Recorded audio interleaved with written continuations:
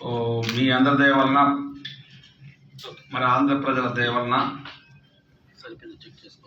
Telugu Desam party బ్రహ్మాండమైన విజయంతో ఇవాళ అధికారం చేపట్టింది. సో అధికారం చేపట్టిన వెంటనే ప్రభుత్వం మరి ఈ టీంని ఏర్పాటు చేసుకునే పరిస్థితుల్లో ఒక పక్క ప్రభుత్వం యొక్క ఏ శాఖలో చూసినా ఖజానాలో మరి కనీసం ₹1 కూడా లేదు. అయినప్పటికీ మరి 6 సూత్రాల అమలు కోసం ఆయన పెట్టిన మొదట 5 సంతకాలు కూడా ఎట్టి పరిస్థితుల్లో అమలు చేయాలనే ఉద్దేశంతో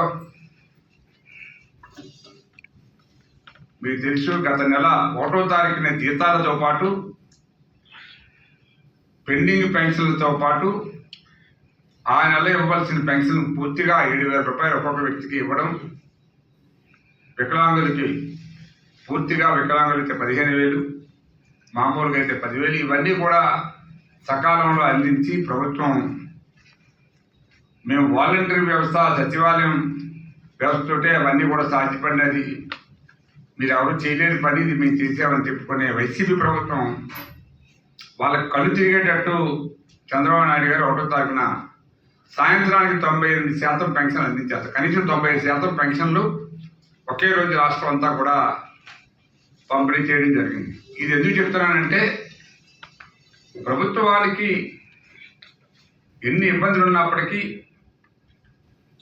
ప్రజలకి మనం ఒక పనికి హామీ ఇచ్చామంటే హామీ కోసం ప్రమాణ స్వీకారం చేసిన రోజు నుంచి కూడా 1వ తారీఖు వరకు కూడా ఈ డబ్బులు ఎట్లా పోగేయాలి, ఎట్లా చేయాలి, రేపు మనం మాట ఇచ్చాం కాబట్టి ఆ మాట నిలబెట్టుకోవాలనే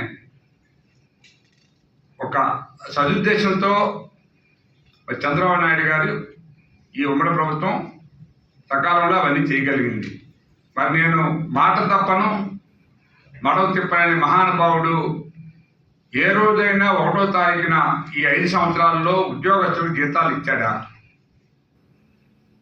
కనీసం రిటైర్మెంట్ ప్రకటించిన ఉద్యోగస్తులకైనా ఎవరికైనా సకాలంలో వారికి ఇవ్వాల్సిన డబ్బు కానీ ప్రభుత్వం నుంచి రావాల్సిన ఏవైతే ఉన్నాయో బెనిఫిట్స్ కానీ సకాలంలో ఇచ్చారా?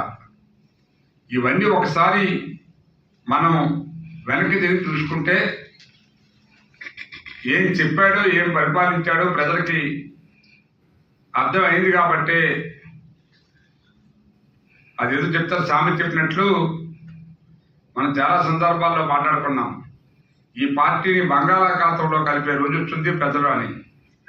నిజానికి ప్రజలు అంత కోపంగా ఈరోజు జగన్మోహన్ రెడ్డి ఆయన పార్టీని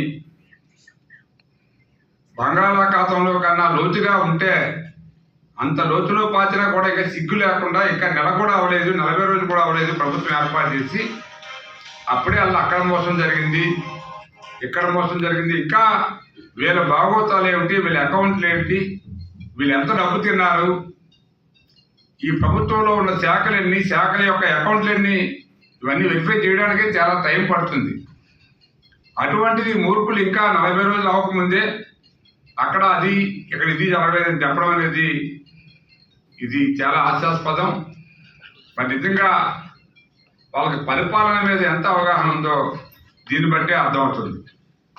అందుకనే మీ ముందు మరొకసారి మీ ద్వారా ప్రజలకు తెలియజేయాలనే ఉద్దేశంతో ఆ రోజు నువ్వు ప్రతి పేదవాడికి నేను ఇల్లు ఇచ్చేస్తాను, పెద్ద జగనన్న కాలనీలు, బ్రహ్మాండమైన రోడ్లు, కరెంటు, నీటి సౌకర్యం, అన్ని పైప్ లైన్లు వేసేస్తానని చెప్పి పెద్ద మనిషివి ఈవేళ ఆ రోజు నువ్వు చెప్పినట్లు ఒక్క కాలనీ అయినా చూపించగలుగుతారా?